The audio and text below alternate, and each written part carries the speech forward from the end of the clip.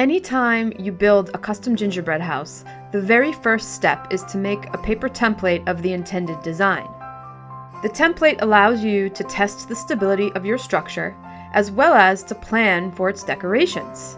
Most importantly, the template acts as the guide for tracing and cutting the raw dough, as well as for keeping track of the placement and orientation of all parts. In your first brainstorming session, start by sketching out a rough idea for your design. As you create your vision, keep in mind that it's easier to construct a giant cookie structure out of many small parts as opposed to a few gigantic parts. Never create a single part that is longer or wider than the length of your baking pans. The problem with bigger cookie pieces is that they are more prone to cracking and warping, whereas compact parts are more stable and easier to work with. Great heights are better achieved by stacking numerous levels on top of one another. Great widths are better achieved by stacking numerous elements side by side. Think in terms of building blocks.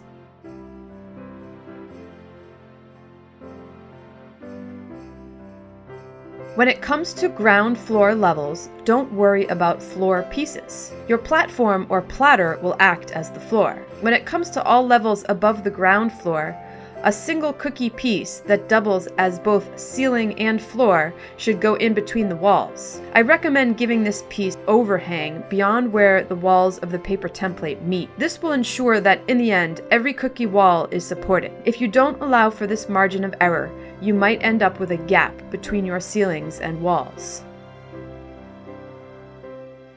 The platform is the surface upon which the gingerbread house rests. In the case of a small gingerbread house, the platform might be a serving platter or a cake drum. In the case of larger, more elaborate gingerbread house designs, the platform should be made of reinforced wood or an equivalently flat and durable surface. If you ever intend to move or deliver your structure, you will need to first make sure it fits through your doorway. For that reason, always begin by building the platform, then designing the gingerbread house to fit on top of it. Sturdy paper works best for making templates. Smaller templates can be designed out of construction paper, whereas larger projects require the use of thicker material like poster board. Keep in mind that nobody will ever see this part of the project, so it's okay to use scrap paper. It's important to be exact with your measurements. The more precise you are, the greater the chance that your cookie pieces will fit together well. Use a ruler and a sharp pencil at all times. It helps to use the original edges and corners of poster board or paper as your point of reference for measuring, since those are perfectly straight lines with perfect 90-degree angles. When it comes to parts like windows that involve removing a shape from the center of a piece of dough, whenever possible, use a cookie cutter, both to design that part and ultimately to cut it out of the raw dough. Using a cutter will yield a cleaner, neater shape. Cutting by hand is just not as easy. Geometric cutter sets work great for this type of work. From the beginning of the design process, when working with templates, always keep this in mind. It will save you a lot of trouble when it comes to working with the rolled dough. When it comes to designing a cookie structure, no matter how simple or complicated it is, a good trick is to repeat shapes and patterns. Symmetry and repetition helps speed up the process and make your job easier. It will also give you more leverage over the quality of the final result. So for instance, all the towers on this castle are identical. Each wall is identical too. Some wall pieces didn't come out quite as nice as others, but since this was a repeating pattern, I was able to choose all the best pieces to face out and all the worst pieces to face in where they wouldn't show.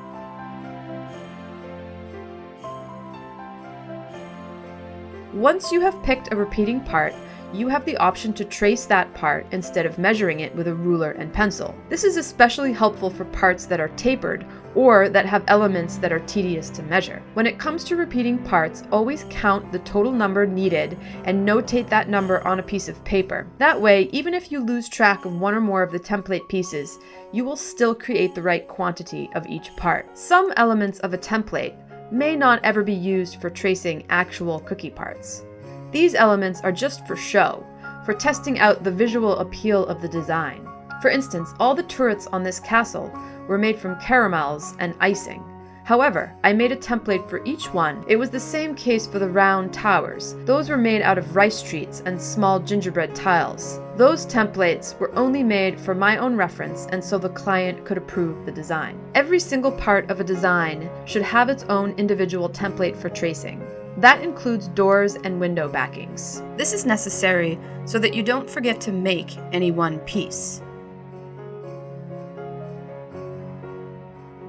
As soon as you have all the walls of a template element traced and cut, loosely tape them together using standard invisible tape. For small elements, use one piece of tape per edge. For larger elements, 2 pieces per edge is usually sufficient. Don't overdo your use of tape because the paper structure is only temporary. All the pieces will soon be disassembled. Also, you might need to take an element apart, then put it back together several times as you modify its shape or size. The less tape you use, the easier it will be to make changes. Once your design is fully cut and assembled out of paper, it's time to begin marking and coding the template. Again, nobody will see this stage, so it doesn't matter how sloppy it looks. The only requirement is that the markings are legible to you. Directly on the paper, notate the colors or design ideas that you intend to use.